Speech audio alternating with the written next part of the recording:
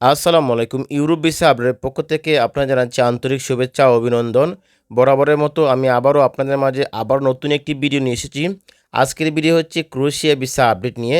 বর্তমানে আপনারা জানেন যে ক্রোয়েশিয়ার কিন্তু প্রচুর ফাইল ইস্যু হচ্ছে এবং অনেকেই ফাইল জমা করছে, অনেকে ভিসা পাচ্ছে। কিন্তু গত কয়েকদিন ধরে কিন্তু রিজেক্টের পরিমাণও বাড়ছে। কেন রিজেক্ট হচ্ছে আজকের ভিডিওতে তা আলোচনা করব। এর পাশাপাশি আজকে আলোচনা করব ক্রোয়েশিয়ার জন্য ফাইল জমা দেওয়ার পর কতদিন সময় লাগে অনলাইন হতে, এছাড়া ক্রোয়েশিয়ার পারমিট আসতে কতদিন সময় লাগে এবং পারমিটের মেয়াদ কতদিন থাকে এবং কতদিনের ভিতরে আপনাকে এম্বাসিতে ফাইল জমা করতে হবে এবং ক্রোয়েশিয়াতে মাসে কত টাকা ইনকাম করা যাবে। তো আজকের ভিডিওতে এইসব বিষয় নিয়ে আলোচনা করব।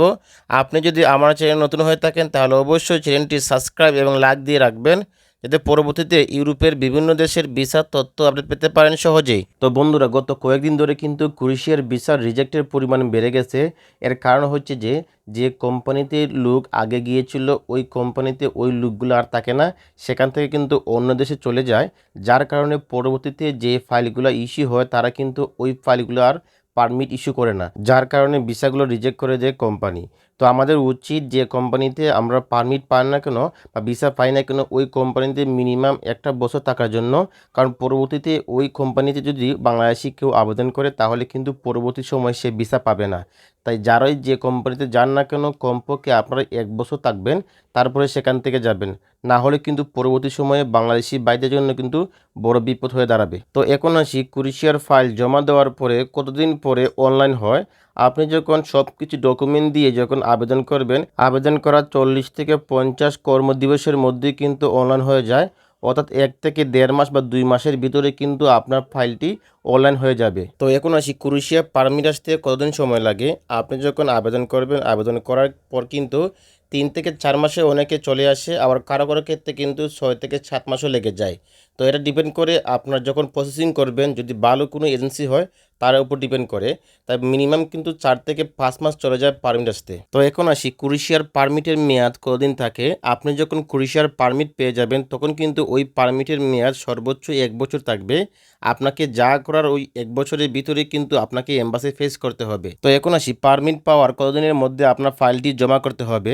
আপনি যখন ক্রোয়েশিয়ার পারমিট পেয়ে যাবেন তখন কিন্তু আপনার 2 থেকে 3 মাসের ভিতরে আপনার ফাইলটি জমা করতে হবে।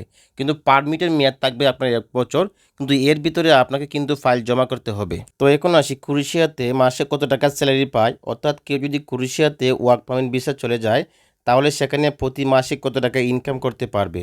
তো সেটা নির্ভর করে তার কাজের দক্ষতার উপর। যদি নর্মালি কেউ এমনিতে ক্রোয়েশিয়া চলে যায় কাজের বিষয়ে তাহলে সে কিন্তু প্রতি মাসে 700 ইউরো থেকে 800 ইউরো পর্যন্ত ইনকাম করতে পারবে, যা বাংলাদেশি টাকায় 80 থেকে 85,000 টাকা হবে। আর যদি কেউ কোনো কাজের দক্ষতা নিয়ে কোনো কোম্পানিতে যেতে পারে আর সেখানে ওই কাজ সে করতে পারে তাহলে অনায়াসে সে 1.5 থেকে 2 লক্ষ টাকাও ইনকাম করতে পারবে। তাই বন্ধুরা, আপনারা যারা ক্রোয়েশিয়ার পারমিট পেয়েছেন, অনেকে কিন্তু ফাইল জমা করেছেন, অনেকে ক্রোয়েশিয়া চলে গিয়েছেন। তো প্রত্যেকের কাছে একটা রিকোয়েস্ট থাকবে, আপনারা ক্রোয়েশিয়া যাওয়ার পরে যে কোম্পানিতে যান না কেন মিনিমাম একটা বছর সেখানে দিয়ে যাবেন।